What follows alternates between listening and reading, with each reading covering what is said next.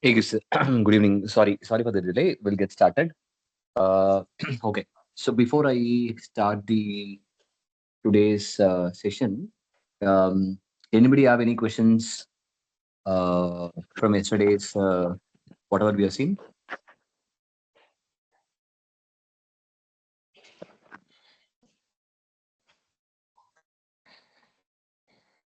Did you guys look into the recorded video? Have any questions? Hi Satish, actually I have query. Actually we are testing now war file no, currently. So Uh-huh. actually how to test our UAT based application like server based server hosted application. How to configure that with J profile. Uh, Sorry, which base application? Server based application like application server.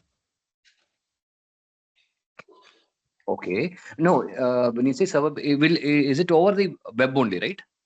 Browser, Yes, it's correct? web only. Yes, browser sir. Okay. So, which means it is quite could be similar only, right?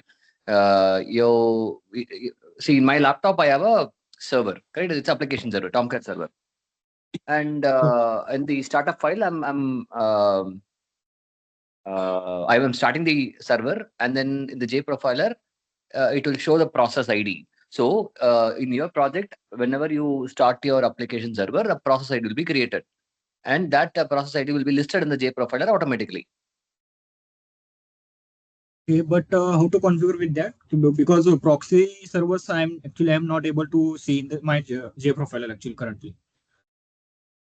No, Is see, there for any example, specific access required from the no, no, backend? no. See, JProfiler is going to be installed in the same machine, right? Okay. Wherever you have the application server, in the same machine is where you're going to install the JProfiler. Okay. Okay. Um, so, which means you no need to set any proxy and all there, not required. Now, Hmm. you're going to start the application server. You're going to open the JProfiler also. Hmm. Um, so, what is the problem you are facing then? Mhm. Sorry. I'm trying to understand where you are having a problem because there's Uh, yeah, proxy is not required.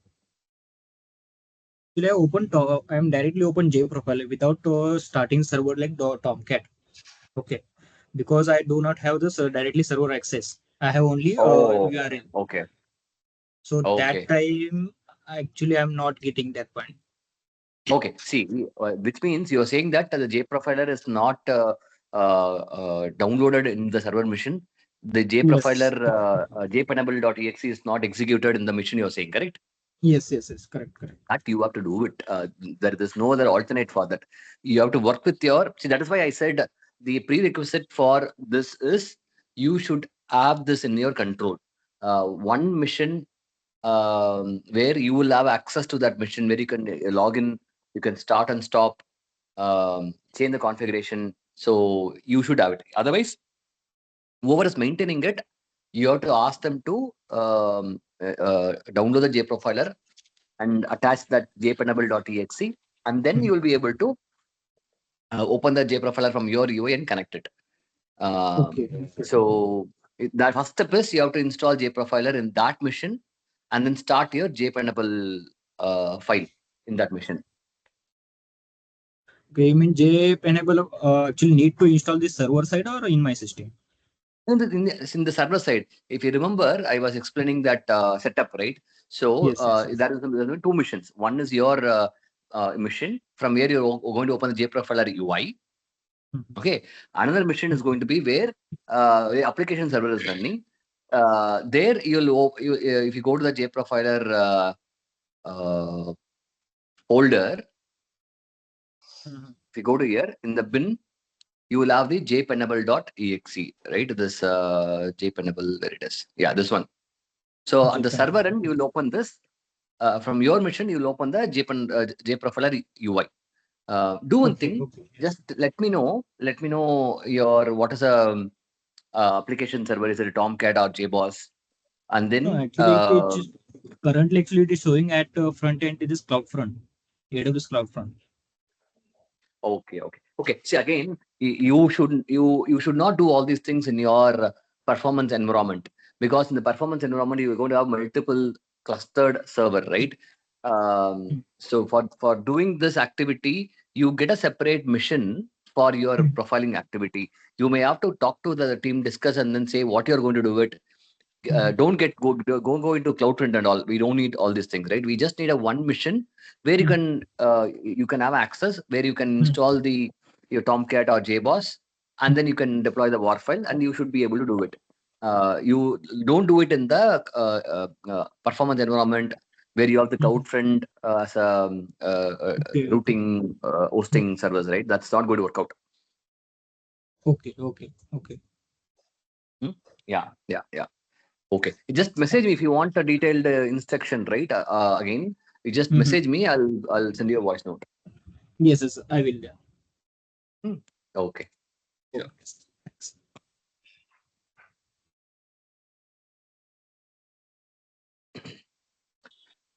Okay. Fine.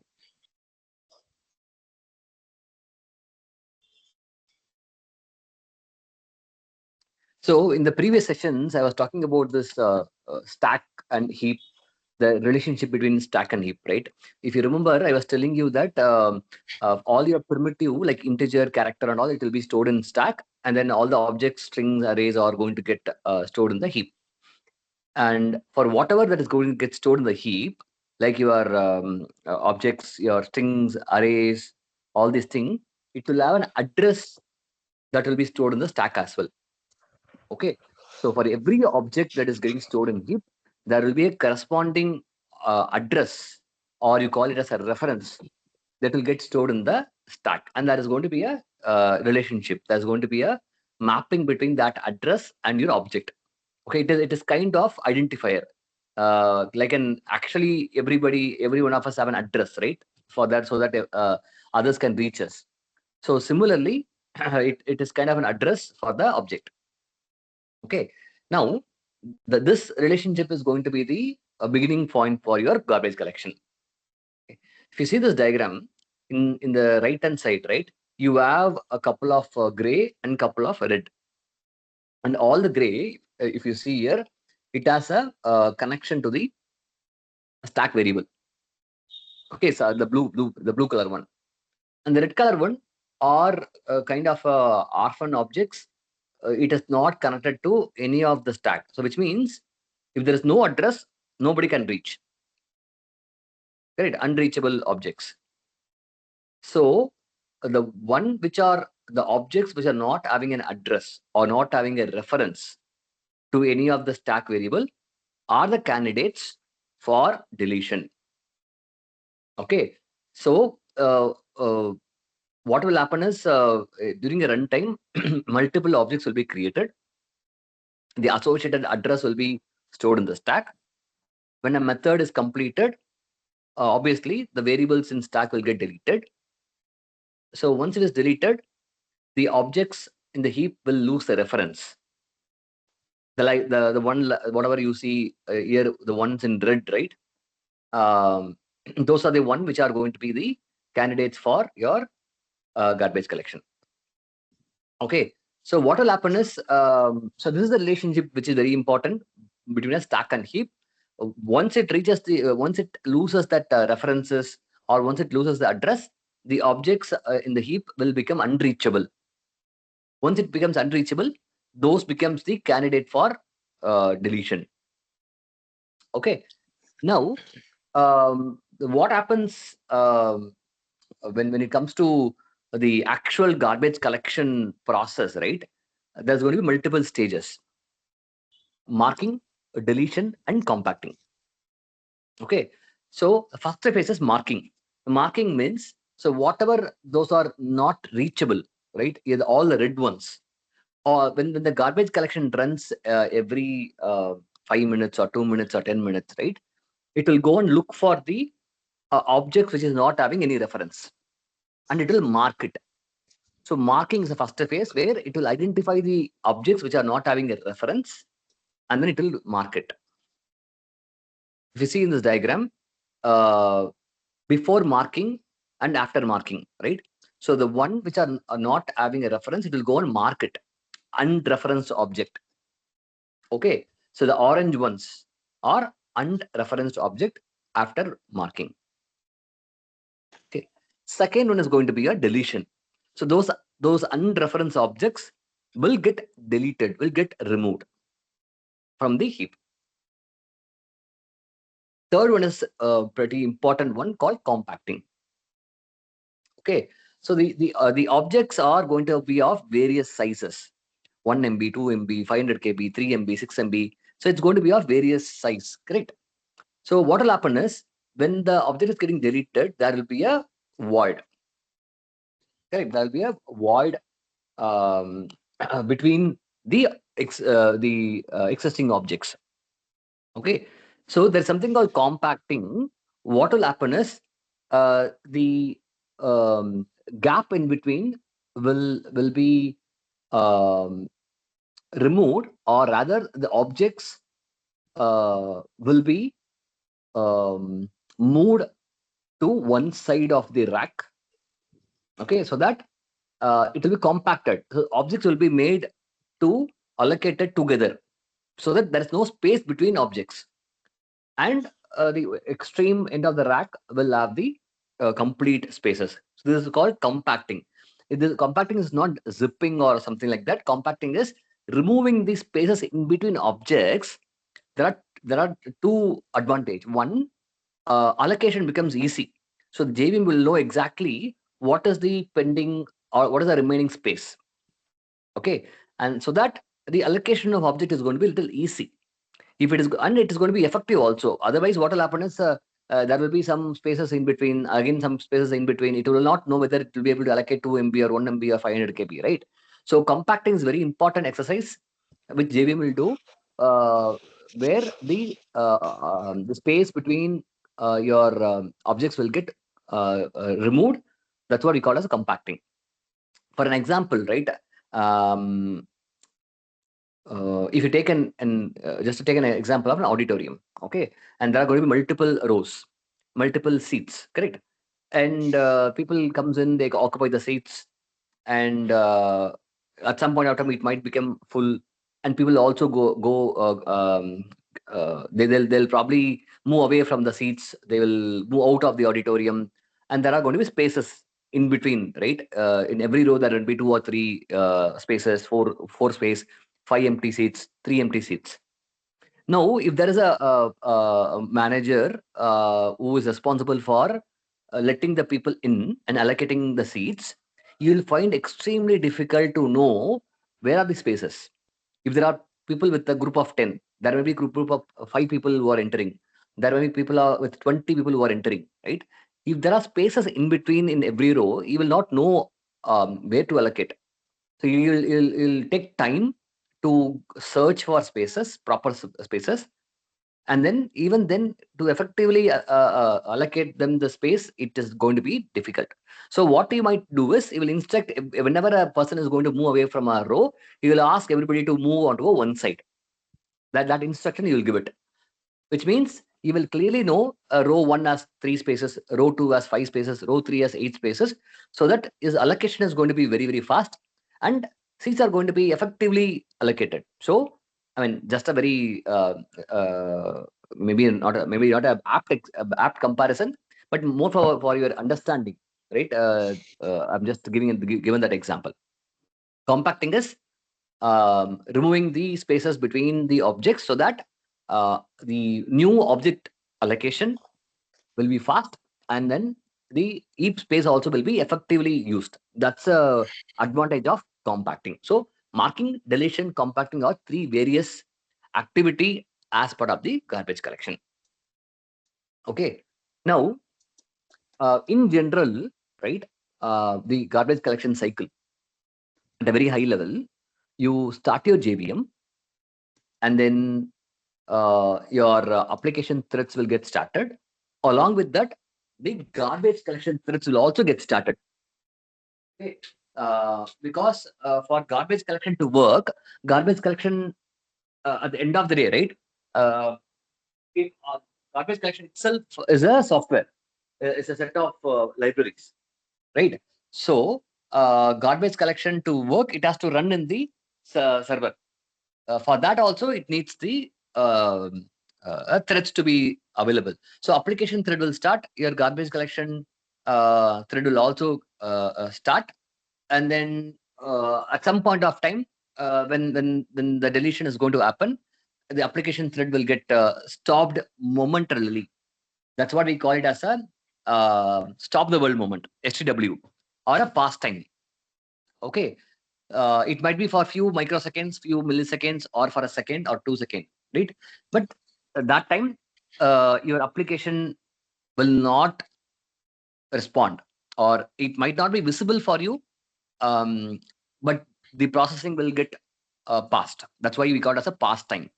And then the heap memory will be reclaimed, and the application thread will again start working. So the cycle will happen. As a user, we will not know, because that pass time is meant to be very, very minimal. So which means garbage collection will happen. There is no other way, because you will have only 4 GB heap, or 8 GB or heap, or 12 GB heap. Whatever big heap, there's always going to be a limit. Okay, and throughout the day, 24/7, the objects are going to get created. So heap is going to keep on accumulated. So it has to be cleaned. Like any garbage, this unused object or is also a garbage, which has to be cleaned up. So we cannot avoid garbage collection, and there is going to be a minimal impact when the actual deletion happens, and that past time can be microseconds or milliseconds or a second. That time your application thread will not work. So by nature, by JVM, by its own way of implementation itself, the objective of garbage collection or objective of JVM is to um, have a minimal passing, have a lesser CPU impact, so that the main work of the JVM is responding to the your request, application user request, right? That won't get impacted. So the JVM itself fine tuned to handle this properly, so that the pass time is minimal, the CPU impact is minimal. Okay, so that's how the GC cycle in general works. When you consider the JVM life cycle, that's how it is going to work. Okay, and then within that GC, these are the three various activity: marking, deletion, and compacting. Okay, so all these are all garbage collection. Mostly it is concepts. It is little theoretical only. When it comes to your performance engineering work, right, your day-to-day work, or when it comes to your analysis, I'll tell you what you'll do in a project. When it comes to GC log analysis, monitoring couple of important metrics like your GC pass time, your number of major GC, number of minor GC.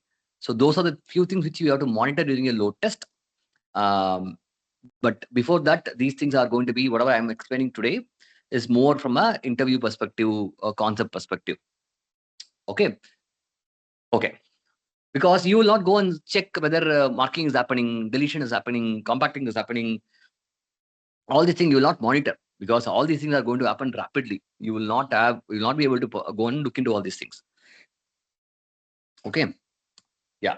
Now, um, we know that your entire JV memory has couple of memory components, right? It has stack, it has heap, it has metaspace, it has PC register, and it has also have the native stacks. All are various components of JV memory. In that, we go and allocate say 4 GB or 8 GB to heap only, right? So the heap is again logically splitted into two major components: your older generation and young generation. Okay, the entire heap is divided into two sections: old and young. And within young, again there is a subsection. You have Eden, you have survivor space 0 and survivor space 1. Okay, so what will happen is, when the object is created, it will get created in the Eden space, and then a lot of objects will get deleted there itself. Okay, the work will get completed, it will lose a reference, it will get marked and deleted there itself in the hidden space itself. Now, if it is going to survive, say for 3 seconds or 5 seconds or for 10 seconds, if the object is going to be alive, then it will get promoted to the next space. So which means in the hidden space, only the newly born objects will be there, not the old objects. Okay. After a certain time, it will get promoted to either S0 or S1. And again, if it is going to still alive, then it will be moved to the old generation. Okay. See, the reason behind this could be, I mean, it's again more of a JVM architecture, right?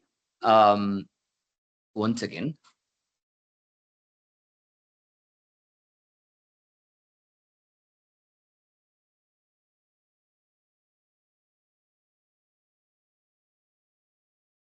yeah, sorry guys.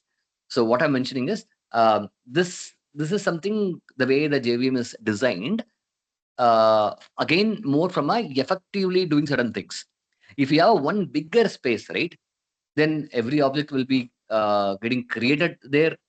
It will be living there for a couple of minutes or seconds, and then even if it is not getting deleted, it is still going to be there. So JVM will not work effectively in terms of allocating a new objects or deleting the old objects, more from an effectiveness perspective, and also to go and marking and deletion. All these things will for an effective activity, it is splitting into a multiple components. That is as simple as that. Okay. It is like you segregate your things at your home, right? The one which are you wanted to use it very frequently, you might be having it in front of you. Things which you might not be using or rarely using, you might be using it, you kept keeping it in some racks. So it is more of organizing things. So to better organize the objects, the JVM has designed this memory in such a way that you have these old and young, and within young you have Eden S0 and S1. I mean, that's how that's a logical reasoning for that. If somebody asks them why it is the design, that is an answer that you need to probably tell. More of a logical grouping for a effective allocation, effective searching of the objects and deletion. Or for all these reasons, we have these subdivision. Okay, so a new object will be created in Eden. It will get promoted to S0 and S1, and then it will go to the old generation. And one more thing is, you might have heard about the minor GC and major GC, right? So again, that is also one of the reason that whenever the object is born newly and it is there for a few seconds or a minute, it is going to be there in young. So whatever cleanup, whatever marking or deletion that is going to happen in young generation, we call it as a minor GC. Whatever whatever that is going to happen in your old generation, it is going to be your major GC. Okay, so which means when you so normally, right, from a metrics perspective, what you will monitor during a load test would be number of minor GC, number of major GC, what is the time taken for these GC, GC CPU. All these things is what we will monitor it in, say, in AppDynamics or Dynatrace. We'll see that later next week maybe, right? So these metrics are the one which you are going to monitor, right? And the definition of minor GC and major GC is, as I said, whatever that has happened, the cleaning activity, your marking and deletion, if it is going to be happening in young generation, it is through the minor GC. And typically in your load test, there will be lot of minor GCs. Okay, because very frequently your objects are going to get created rapidly, and we in general we expect those objects to get deleted immediately. So there will be a frequent minor GC that will happen, and also in general your young generation will be very small in space. Okay, by default your old generation will be twice of young generation. Again, the reason is the same thing. there will be a lot of objects that will be created in next generation, but it won't survive. It will get deleted in few seconds or few milliseconds, right? That's why the space is also going to be less. Whereas your old generation is tend to have more size, twice of your young generation. So and which means from a GC perspective also, there is going to be a lot of minor GC is going to happen because space is less. The space of young generation is less. So eventually the cleaning activity has to be frequent. Okay. Whereas in old generation you have a larger space, and so which means it will have enough space to occupy more objects. So in general, the pattern that you will see is there will be very frequent minor GCs, and major GC ideally should not be frequent until otherwise there's a problem with your application. Okay. So I think we spoke about that earlier also, right? The major GC can be twice, 2 times in a 1 hour, or maybe 3 times, 4 times maximum in 1 hour, right? Not more than that. Whereas minor GC, you will see every 5 minutes or every 10 minutes or every couple of minutes, you will see a minor GC, but the time for minor GC will be very less, usually very microseconds only or milliseconds, not more than that. Okay. So when you monitor your load test or endurance test, you have to look into how many minor GC is happening, how many major GC is happening, how frequently it is happening, and what is the pass time for each of these GCs. Okay. There is one thing you will do it as from my engineering perspective, monitoring it. Okay.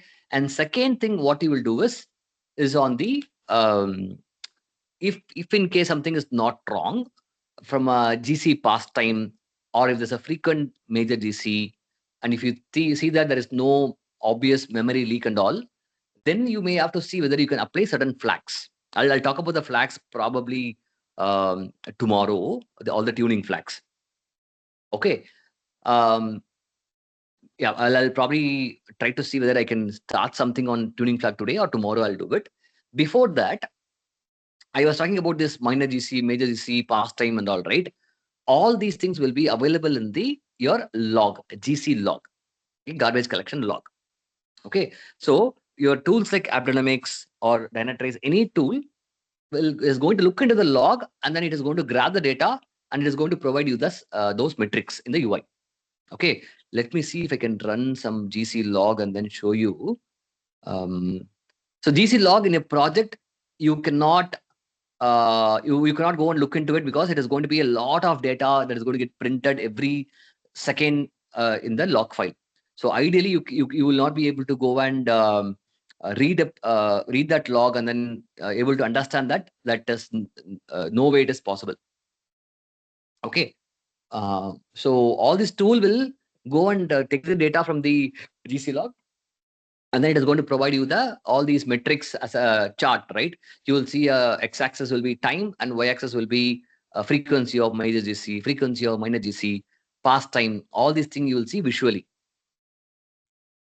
Okay, let me see if I have anything I can show it. Uh,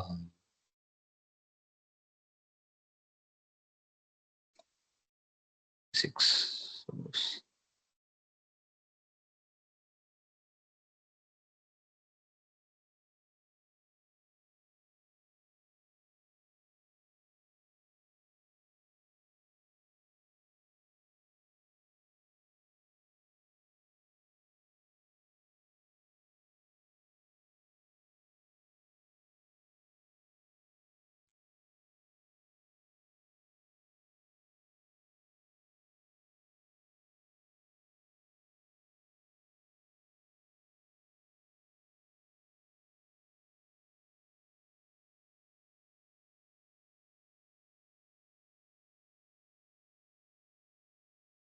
It is not printing the GC log. Okay, let me see how to get that GC log. Before that, I'll also open the JVisual VM, because you can visually see certain things in the Visual VM. Okay, let me open the Visual VM. So there's a plugin in Visual VM. Again, this is only for your learning and understanding these old generation, young generation, I'm going to show this. Otherwise, we will not use Visual VM for actual monitoring of GC. We will not use this. For you to whatever you saw conceptually, for that, let's see practically in the tool. Let me go and start this program, a simple program, and then yeah, I'll open this. I'll open this Java program. There's something called Visual GC. Okay, so in the Visual GC, you can visually see the garbage collection. What is happening? If you see here, there's a old generation. There's a Eden, and then you also see the spaces. Okay, for example, one second. Let me stop this. Let me do one thing. Run as and configuration.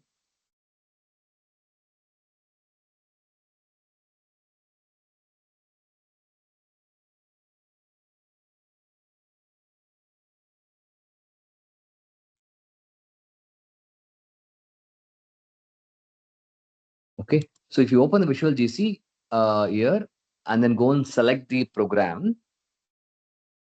okay, and if you go to the Visual GC, you will see, your old generation is 333 MB. I have given 500 MB as a heap for this program. If you see in run configuration, I gave 500 MB, right? Now, out of 500 MB, it has given majority of the size to your old generation, 333, and Eden spaces 165. So as I said, your old generation will be typically twice of your Eden or your young. Okay, that's why you see it here. So 333 is your old generation, and then Eden spaces 165. Okay, and then if you see here, the data comes into your Eden, and then it gets deleted, and then it data gets loaded into the old generation. So you will see this kind of transition, right? Beginning, if you see the graph here, initially the Eden space was having a larger objects, right? And after some time, it got removed. It got moved into old generation. Now, after some time, old generation also, if you see, the data got removed. So that is how usually the promotion of the object is going to take place. Okay, it will get created in the Eden. It will move to your server 0 and or server 1, and then it will get moved to a old generation. So just for your visual representation, you can use it. We will not use this for your load testing or for your endurance testing or whatever it is, because during that time there are going to be many things that will happen, right, very rapidly. So there's no way you will be able to understand what is happening in Eden or old generation. We will not use this for any of your load testing. Okay, I'll repeat this one more time so that you can again see this.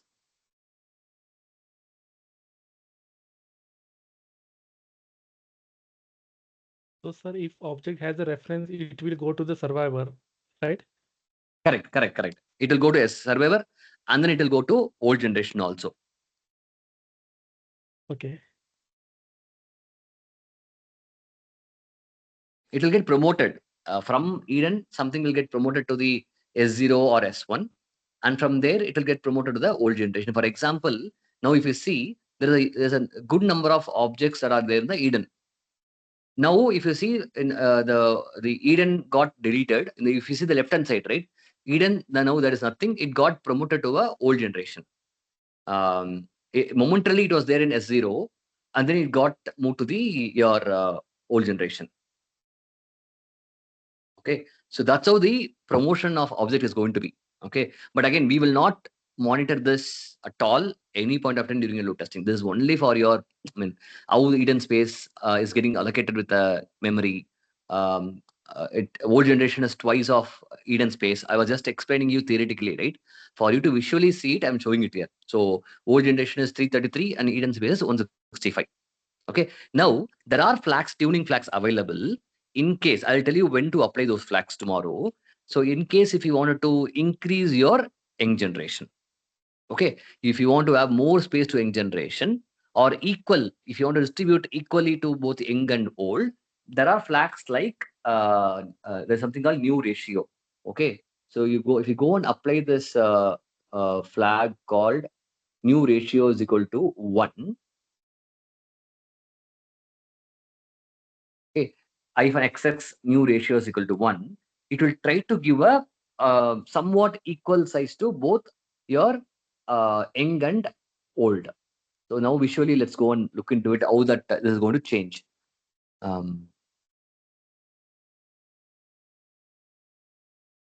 Okay, visual GC. Now if you see, Eden space is 249, old generation is also 250. So now it has given equal size to both your old generation and your young generation. Okay, so yeah, that's how it is going to be. Um, there are flags available through which you can control these default behavior.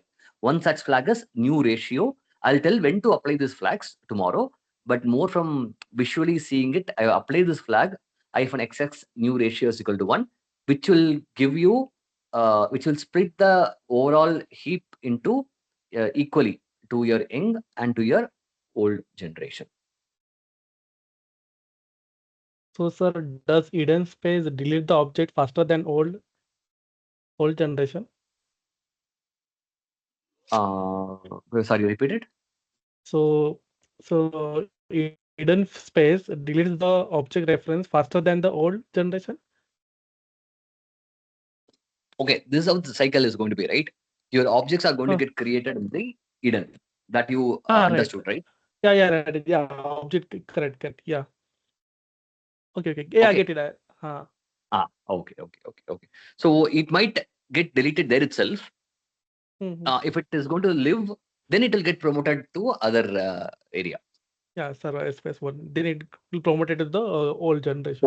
Old generation, Yeah, and get then it. Yeah. uh, from there, if there is a memory leak, right? If the objects are having a memory leak, then it will never die. It will always be in the old generation only. Correct. That's why when we go and take a heap dump, we will be go and able to see that there are a couple of objects which are always sitting there, and then we'll try to go and get a root cause for that.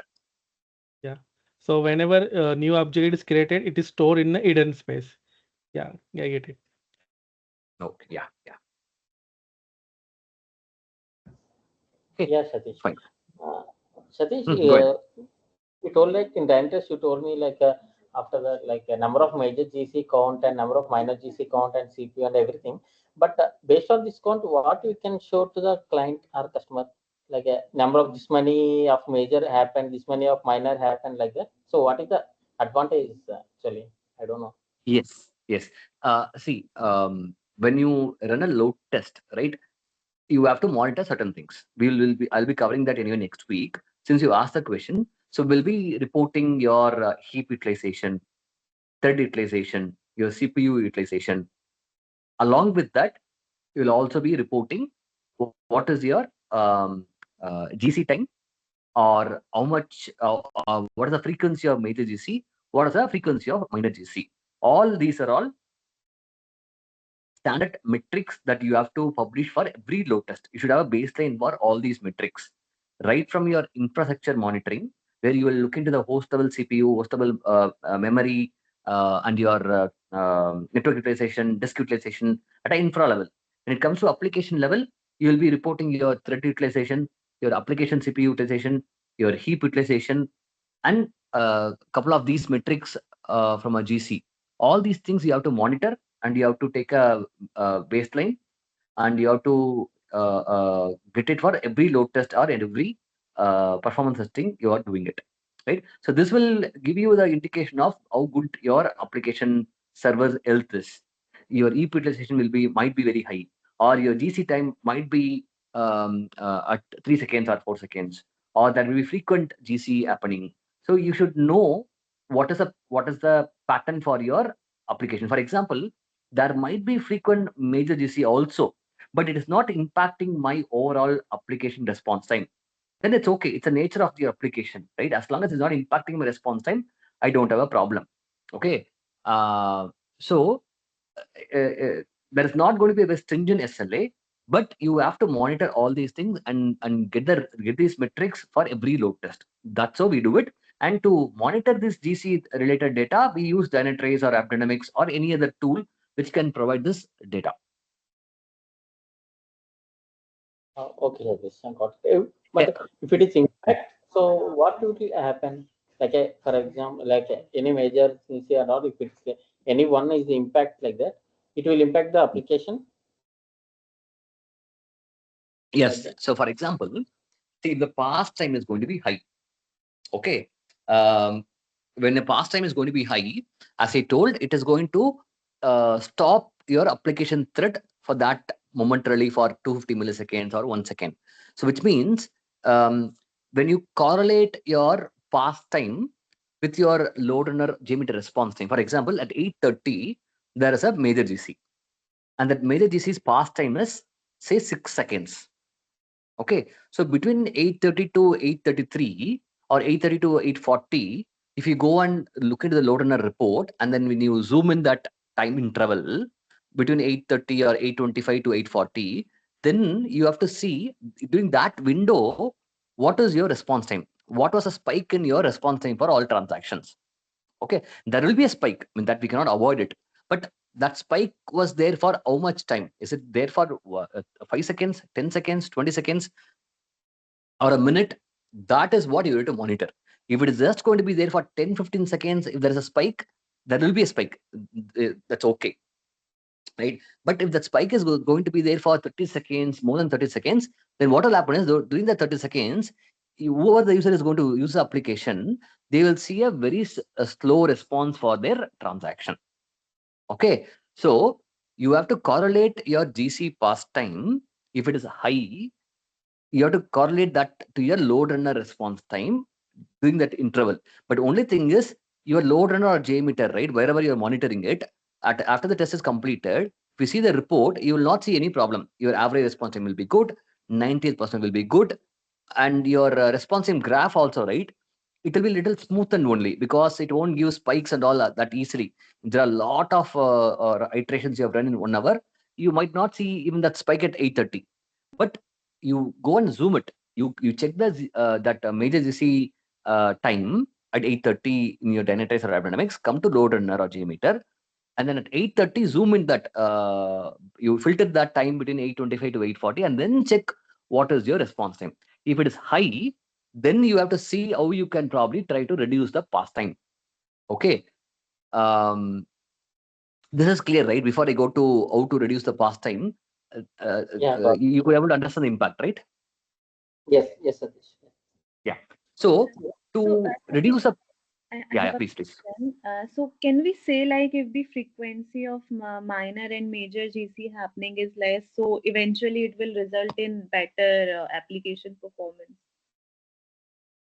Correct. So it is like this. Ideally, the frequency of GC has to be less, less frequent, and then the pass time is also going to be less. But it is not, because um, when the GC is going to happen every 1 hour, right? And after 1 hour, if the GC is going to happen, it will take a lot of time to clean up. So your frequency and pass time are kind of inversely proportional.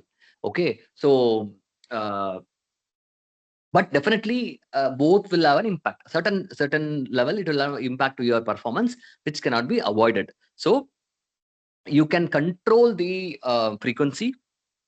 You can also control the pass time with certain tuning flags. So when you see that your frequency is impacting your response time, or your pass time is impacting your response time, then you can try to see whether you can apply these tuning flags for for improving the your performance. Okay. Yep. But your question is answered. You be able to understand that?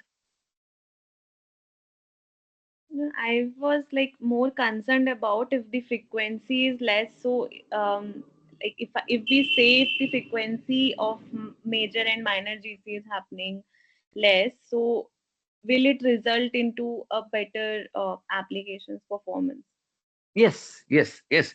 See, for example, if a major GC is going to happen every 45 minutes, okay, versus if the major GC is going to happen every 15 minutes, then the one which is happening every 45 minutes is going to have a better performance, right? Because it's not going to disturb your application at all. Your Yeah. application threads will keep running, and you will have better performance. If it's going to happen every 15 minutes, comparatively, it will be bad. But other way around, say for example, the past time, say if it is 5 seconds, when a major disease is happening for every 45 minutes, your past time is 5 seconds. Whereas every 15 minutes, the major disease is happening, but your past time is say 500 milliseconds. Then again, the impact of the GC to your performance, your response time might be different as well. So you have to always correlate both the factor, the frequency plus the past time together will decide your impact on the response time. Yeah, understood. Yeah. Okay. So one of the very important flag that available in the current collectors. We'll talk about the collectors also tomorrow. There's something called -XX max GC pass millisecond. Okay, so this flag is something very recently introduced uh, in one of the G1 collector. One second, I'll copy this and then I'll apply this. So this is one of the collector which will try to control the pass time. So if I go and apply this, right, and then say that say 500, okay, so it will try to limit the pass time to 500 milliseconds. So in case if you see that your pass time is going to be 3 seconds, 4 seconds, and it is impacting your transaction response time, then you can go and recommend this flag, and then you can instruct JVM to not to spend more than 500 milliseconds for the pass. But it is not guaranteed. Your JVM will try to achieve this. But if your application is very bad, there are a lot of memory problem, memory is not enough, then obviously it has to do a lot of cleanup job.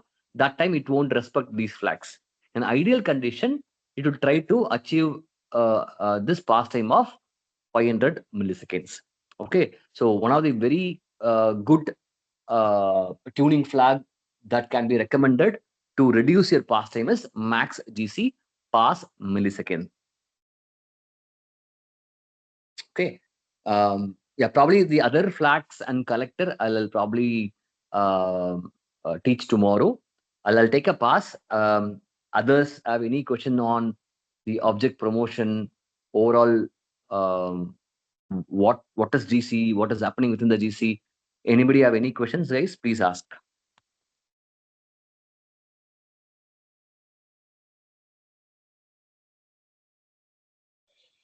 Yes, Satish, one question. What is the ideal time interval to run GC run? Again, we will not run GC. GC will be executed by the JVM itself, right? During a load test or even in production, your JVM will take care of it. There are multiple things. It depends. It depends upon how fast your new objects are getting created, how fast your committed size increasing, used memory increasing, right? So with all these factors, it will go and initiate the minor GC and major GC on its own. So it is completely its own algorithm which will work behind the scene. Multiple things it will look into it: your available memory, your used memory, committed memory, the pace at which your new objects are getting created, the size of new objects. Depending upon all these things, it will go and run the minor GC and major GC. So you will not be able to say that this is how it is going to be.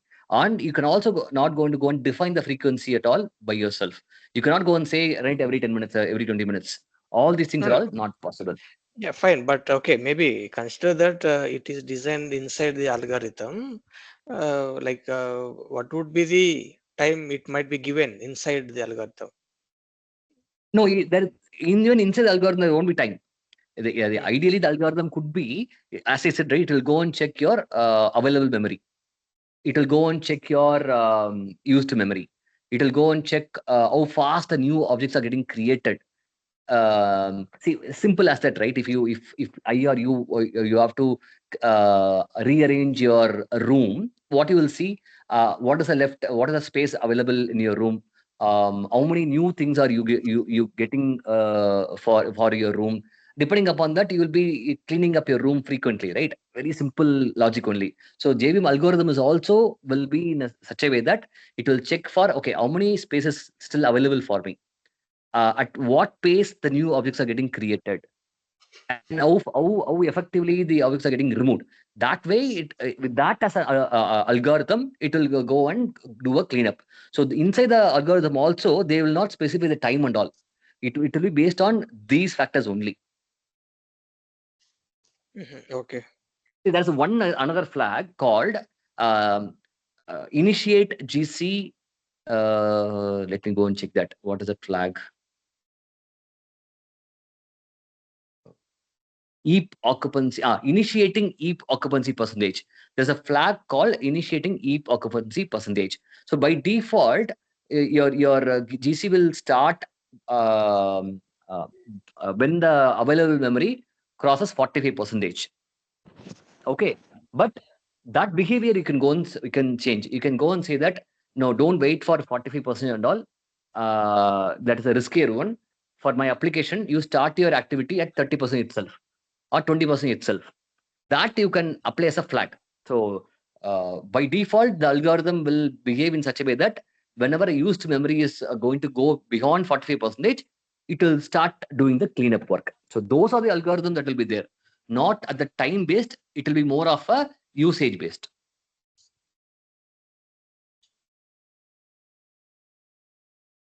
Yeah. Okay. Can you zoom this one tuning flags you are displaying on the screen?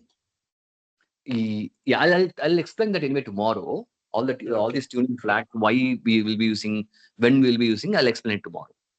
Yeah. Okay. Okay. Fine. I'll stop it here. Again, guys, if you have any questions, note it down and come and ask tomorrow. Yeah. Thank you. Thank Thank you. you. Thank you.